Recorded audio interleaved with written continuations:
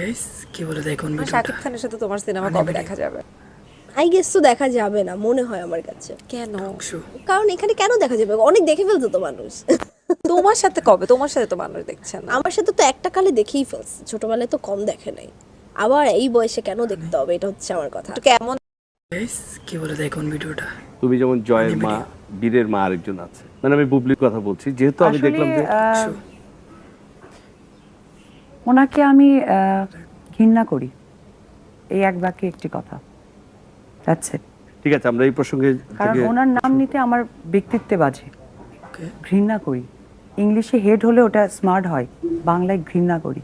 আচ্ছা, আর বিয়ে করেছো কত বছর বয়সে? বিয়েও করেছি 15.5 বছর বয়সে, বেশি নিয়ে রিলেশন করিনি তো। 15.5 বছর বয়সে বিয়ে করেছো, তার মানে তুমি চাইল্ড ম্যারেজ করেছো। 4 বছর এই বিয়ে তোমাদের করেছি। বিয়েতে সমস্যা হয়নি? না, আমাদের বিয়েতে সমস্যা হবে কেন? কোনো সমস্যা হয়নি? তুমি 15.5 বছরের একটা মেয়ে, তোমার হাজবেন্ডের বয়স তখন কত ছিল? আমার হাজবেন্ডের বয়স ছিল 25। আসলে এই কি বলে দেখুন মেয়েটার কি ভিডিওটা কোনো আত্মীয় স্বজন রানি নেই? ভিডিও আলহামদুলিল্লাহ আমরা 4 ভাই বোন, 7 ভাই বোন, অনেক আছে। কোনো আত্মীয় স্বজন নেই।